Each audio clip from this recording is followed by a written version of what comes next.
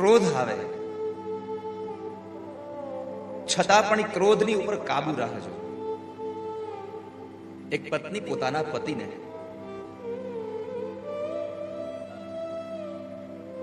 પતિ કઈ કામ કરે, કશું વેલા મોડું થાય આવવાનું,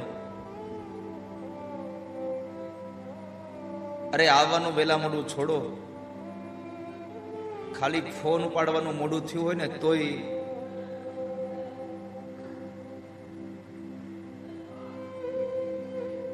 એટલે પતિ હારે એ વાત કરતી હતી. પતિને કહે છે કે હું તમને જોઉં ને મને એટલો ક્રોધ આવે છે,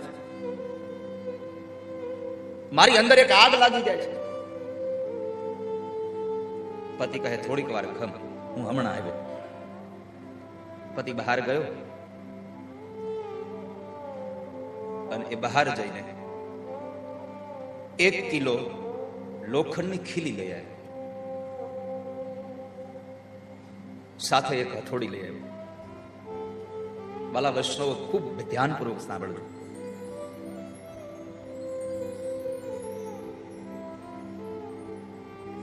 પોતાની પત્નીના હાથમાં આ 1 કિલો ખીલી અને એક હથોડી આપી અને કહ્યું કે લે, તને જ્યારે મારા ઉપર ક્રોધ આવે ને ત્યારે તારે આમાંથી થોડી ખીલી લઈ અને આપણા મકાનની પાછળ આપણી જે દિવાલ છે ને એ દિવાલ પાસે જતું રહેવાનું અને મારા માથામાં જેમ ખીલી મારે છે એમ ખીલી તારે દિવાલમાં મારવાની. કાંઈ પણ એવી ઘટના ઘટે એટલે પતિએ કહ્યું એ પ્રમાણે 5, 7, 10, 15 ખીલીઓ લઈ અને ઘરની પાછળ જતી રહે અને દિવાલમાં એ ખીલીઓને મારે. આમ કરતા કરતા ખીલીઓ થઈ રહેવા આવી અને એમ થયું કે આ હાળું ખીલીઓ મારવાનું બંધ કરવું પડશે. એટલે પછી પતિ ઉપર ક્રોધ આવતો બંધ થઈ ગયો.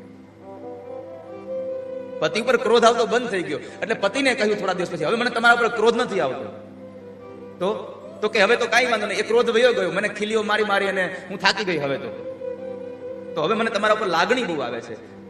તો પતિએ વળી પાછું કીધું, એક કામ કર, તને જ્યારે પણ મારા ઉપર પ્રેમ ઉભરાઈ જાય ને ત્યારે તારે પાછળ વાડામાં જવાનું અને એક દિવસમાં જેટલી એક વખતમાં ક્રોધ આવતો હતો એ ખીલીઓ મારતી હતી એ એકલી ખીલીઓ તારે કાઢી લેવાની. જ્યારે પણ પ્રેમ ઉભરાય ત્યારે ખીલીઓ કાઢી લેવાની, જ્યારે પ્રેમ ઉભરાય ત્યારે ખીલીઓ કાઢી લેવાની.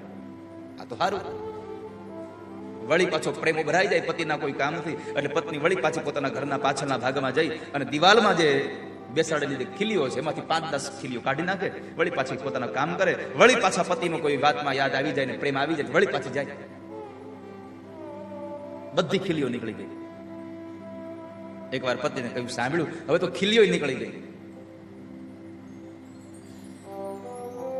બહુ સારું કર્યું. પતિ પોતાની પત્નીને લઈને ઘરની પાછળના ભાગમાં ગયો અને એ પાછળના ભાગમાં જઈને કહ્યું, ક્યાં ખીલીઓ મારી હતી બતાવો તો મને. અરે અહીંયા બતાવે છે. તો એટલામાં ખીલીઓના એ દાગ, એ ખીલીઓના કાઢી નાખેલા એ કાણાઓ પડેલા હતા. પતિએ કહ્યું, સાંભળજો, તને મારી પર ક્રોધ આવ્યો તે ખીલીઓ મારી, હા. તને પ્રેમ આવ્યો તે ખીલીઓ કાઢી નાખી, હા. આ ખાડા પડ્યા ને, હા. હવે બુરી થઈ ગઈ, એ ન બુરાઈ સરખાઈ. ત્યારે પતિ એટલું જ કહ્યું, મારે તને એ જ કહેવું છે, ક્રોધ આવે ત્યારે તું ન બોલવાના શબ્દો બોલી જાય અને મારા હૃદયમાં જે કાણાઓ પડી જાય છે પછી એ કાણાઓ તારા પ્રેમથી પુરાતા નથી પાછા. આ સંસારમાં ક્રોધમાં જ્યારે માણસ સામેવાળા માણસને કશું બોલી દે છે અને પછી જે અંતરમાં જે કાણાઓ પડી જાય છે એ કાણાઓ પૂરવા માટે પ્રેમની તાકાત નથી. ક્રોધ ઉપર માણસ સંયમ રાખે. ઇન્દ્રએ કહ્યું, ભગવાન, મને ક્રોધ આવ્યો અને હું આપને ઓળખી ન શક્યો, મને ક્ષમા કરી દો.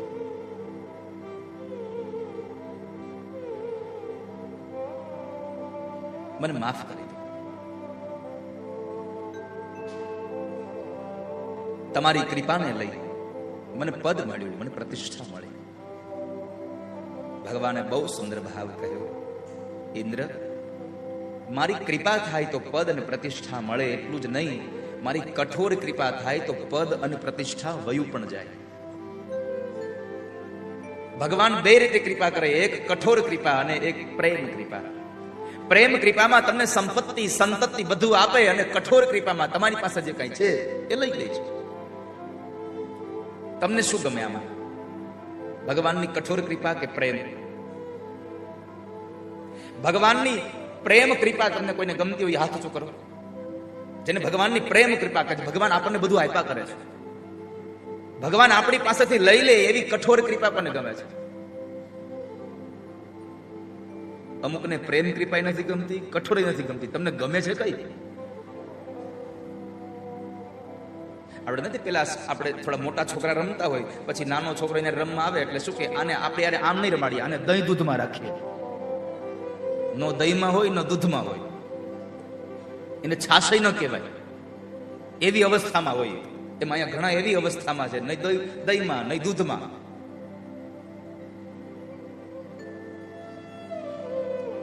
ભગવાનની પ્રેમ કૃપા વરસે તો પ્રભુ આપણને બધું આપી રહ્યા છે, અને પ્રભુની કઠોર કૃપા વરસે તો આપણને બધું લઈ રહ્યા છે. ભગવાનની પ્રેમ કૃપા કરતા કઠોર કૃપા એટલા માટે સારી છે કે પ્રેમ કૃપામાં પરમાત્મા બધું આપે ત્યારે આપણે ભગવાનથી થોડા જુદા થઈએ છીએ, અને કઠોર કૃપામાં જ્યારે આપણને દુઃખ આવે ત્યારે આપણે ભગવાનની નજીક જતા જઈએ છીએ. ઠાકોરજી અમારું બધું જતું રહ્યું. મને મુશ્કેલી જ્યારે પડે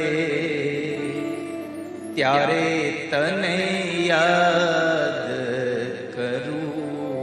મને મુશ્કેલી જ્યારે પડે ત્યારે તને યાદ કરું. સુખમાં હું વિસરું તને, દુઃખોમાં હું યાદ કરું. સુખમાં હું વિસરું તને, દુઃખોમાં હું યાદ કરું.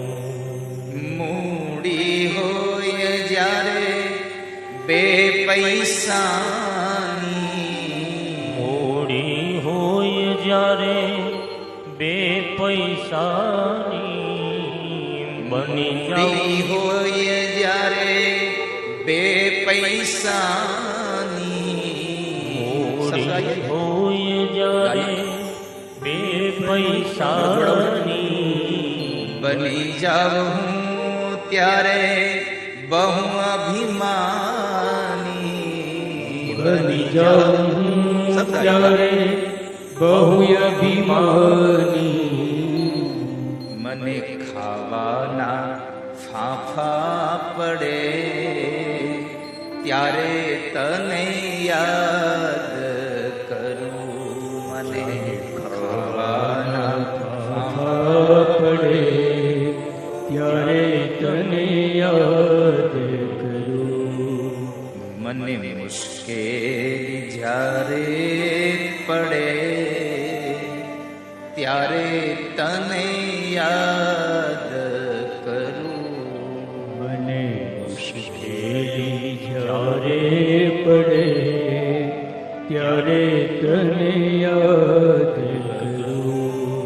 ભગવાન મારી પાસે બે મૂડી થાય, મને અભિમાન આવી જાય, પણ જ્યારે મારે વળી પાછા ખાવાના ફાફા પડે ત્યારે હું તમને યાદ કરું. હે નાથ, મને ક્ષમા કરો.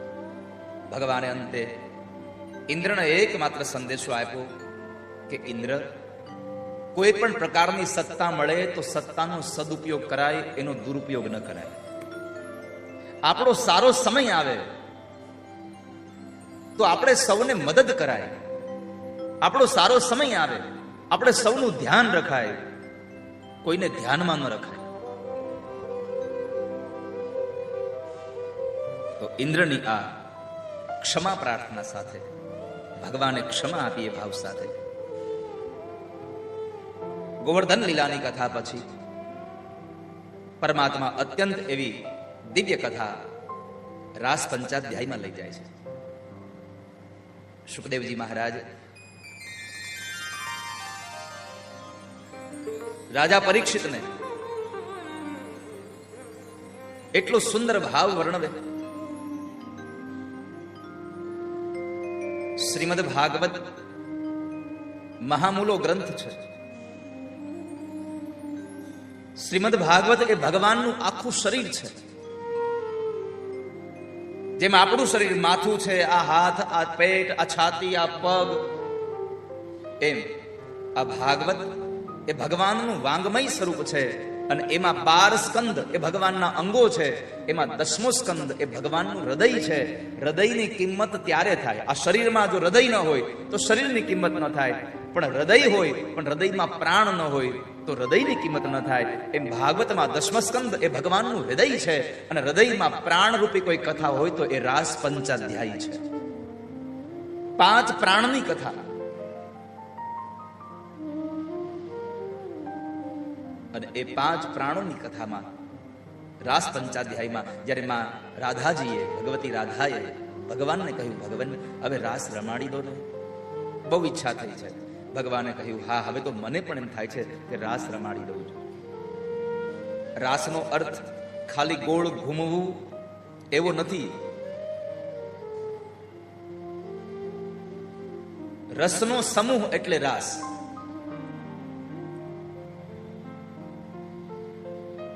રસો વૈ વિષ્ણુ. ભગવાનના રસની અંદર ભળી જવું એનું નામ છે રાસ. તન્મય બની જવું એનું નામ છે રાસ. અને આ રાસ એટલે કઈ દીકરા દીકરીઓના લગ્નનો રાસ નથી, આ તો મહારાસ છે. આને ભાગવતકારે મહારાસ એટલા માટે કહ્યો છે, આ પુરુષ રચાવેલો આ રાસ નથી, આ સ્વયં પરમાત્માએ રચાવેલો મહારાસ છે. અદિવ્ય મહારાસ.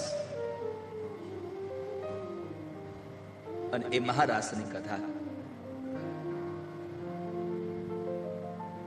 શરદ પૂર્ણિમાની રાત્રિએ ભગવાન પેલો રાસ રચાવે છે.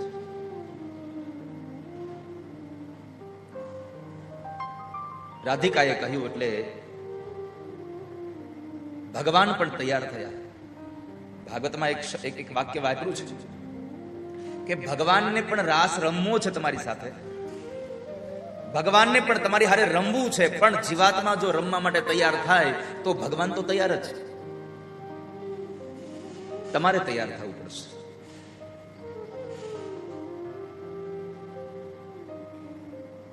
તો એ રાસની આ કથા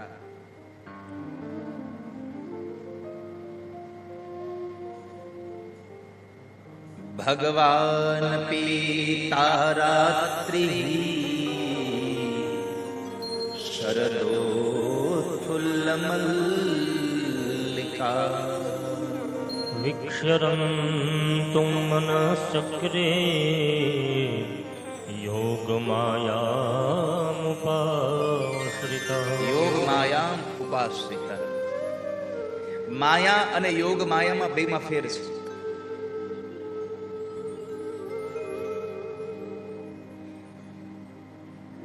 આ સંસારમાં જે દેખાય છે એ પ્રભુની માયા છે.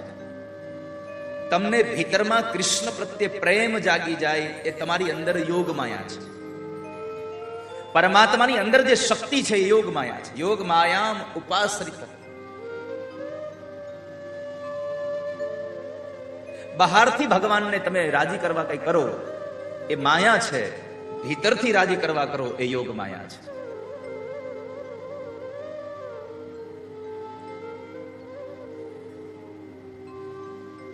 તમારી પાસે રહેલી સંપત્તિનું દાન કરી અને પ્રભુને રાજી કરવા જાઓ એ તમારી માયા દ્વારા ભગવાનને રાજી કરી રહ્યા છો.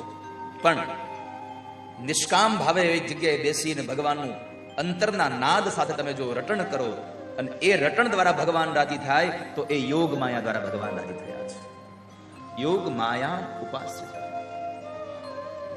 જે ઋતુની અંદર જો અહીંયા ભગવાનને પણ રાસલીલા રમાડવાની ઈચ્છા શું કામ થઈ? તો કહે છે કે જે ઋતુમાં જે ફૂલ ખીલવા જોઈએ એના કરતા ઊંધી ઋતુમાં એ ફૂલ ખીલ્યા. એને જોઈને ભગવાન થયું કે હાલને હવે રમી જ લઉં.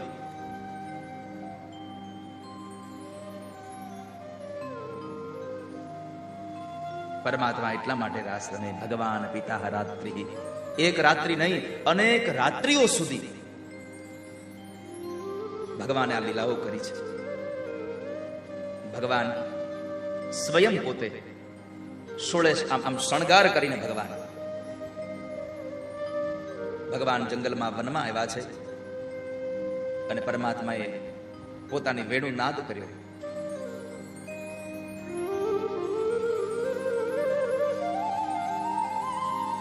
ભગવાને વેણુ વગાડી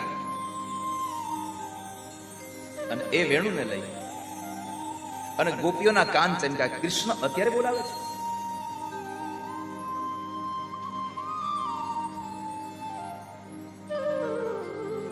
વેણુનાદથી ગોપીઓના કાન ચમકી ગયા અને બધી જ ગોપીઓ ભગવાનની વાંસળી સાંભળી અને જેને જેને સંભળાણી એ બધી ગોપીઓ નીકળી ગઈ ઘરમાંથી.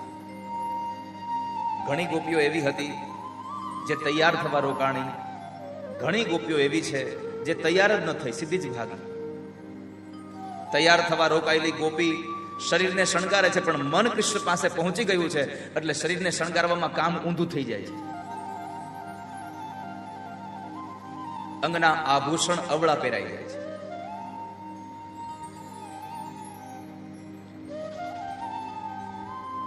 ઘણા ઘણા નથી ઉતાવળમાં કપડા પહેરીને નીકળી જાય.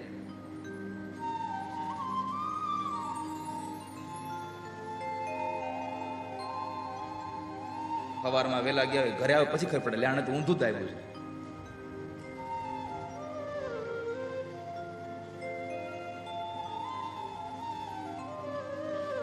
પણ જીવ ભગવાનમાં ચોંટ્યો હોય તો એ ગોપીઓ ભગવાન માટે જવા માટે તૈયાર થાય, શણગાર કરે.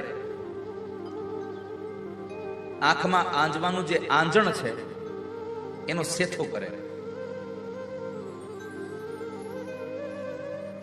અને ભગવાન પાસે જાય. બધી ગોપીઓ ભગવાન પાસે જ્યારે જાય છે, આ ગોપીઓ એટલે રામા અવતારના ઋષિ મુનિઓ હતા. રામા અવતારમાં ભગવાને કહ્યું હતું કે હે ઋષિ મુનિઓ, તમારે જો મારી સાથે રમવું હોય તો તમારે કૃષ્ણ અવતારમાં આવવું પડશે, અને કૃષ્ણ અવતારમાં તમે ગોપી બનીને આવશો તો હું તમારી ઈચ્છાઓને સંપન્ન કરીશ. બધા જ એ ઋષિઓ પણ કૃષ્ણ અવતારમાં ગોપી બનીને આવ્યા. અને અહીંયા આગળ ભગવાનની વાંસળી સાંભળી સૌ લોકો, બધી સ્ત્રીઓ જંગલમાં આવે છે, ભગવાન પાસે આવે. અડધી રાતે આવે છે, દીકરાઓને મૂકી, પોતાના પતિને મૂકી, પોતાના બંધુઓને મૂકી, સાસુ સસરાને, મા બાપને છોડી અને ગોપીઓ ભગવાન માટે જ્યારે જંગલમાં આવે અને એ જંગલમાં આવી અને પરમાત્માની પાસે ઉભા રહે તો પરમાત્મા આવતાની સાથે એ બધી ગોપીઓનું સ્વાગત કરે. સ્વાગતમ ગો મહાભાગા પ્રિયમ કિમ કરવાણિ વ્રજસ્યાનામયં કચે બ્રૂતાગમન કારણમ. ભગવાન કહે છે સ્વાગતમ વો મહાભાગા. હવે વિચાર કરો, ભાગવતની અંદર ભગવાન સ્વયં કૃષ્ણ આવેલી ગોપીઓને એમ કહે છે સ્વાગતમ વો મહાભાગા. હે ભાગ્યશાળીઓ, હું તમારું સ્વાગત કરું છું. તો વિચાર તમે કરો, કૃષ્ણ જેને ભાગ્યશાળી કહેતા હોય કેટલી ભાગ્યશાળી. અરે ખાલી ભાગ્યશાળી નહીં, મહાભાગા. હે મોટા ભાગ્યવાળી, આવો, હું તમારું સ્વાગત કરું છું અને હું તમારું પ્રિય કરવા તૈયાર છું. પ્રિયમ કેમ કરવાણી વા, હું તમને શું આપું? આ બે વાક્યોથી ગોપીઓના હૃદયને આમ પુલકિત કરી દીધું કે કૃષ્ણ મારું સ્વાગત કરે છે. મોટો માણસ આવે ને નાના માણસો સ્વાગત કરે, પણ જ્યારે કોઈ નાનો માણસ આવે અને મોટો માણસ એના માટે સ્વાગત કરવા ઉભો રહે ત્યારે એની આખી શોભા અલગ હોય છે. કૃષ્ણ પોતે કહે છે જેનું સ્વાગત આ સચરાચર જગતમાં થઈ રહ્યું છે એ કૃષ્ણ કહે છે સ્વાગતમ વો મહાભાગા પ્રિયમ કિમ કરવાણિ વા. વ્રજસ્યાનામયં કચ્ચે બ્રૂતાગમન કારણમ. એ મહાભાગ્યશાળીઓ, આવો, હું સ્વાગત કરું છું. આ બે શબ્દોથી પ્રિય કરવાની વાત જણાવી અને ગોપીઓને એટલો બધો આનંદ આપી દીધો. ગોપીઓ હરખાઈ ગઈ કે કૃષ્ણ મારું સ્વાગત કરે છે, કૃષ્ણ મારું સ્વાગત કરે છે. પણ આ બધું થયા પછી કૃષ્ણે કહ્યું વ્રજસ્યાનામયં કશ્ચિદ બ્રતાગમન કારણમ. એ વ્રજાંગનાઓ, આ અડધી રાતે તમે આવ્યું શું કામ અહીંયા?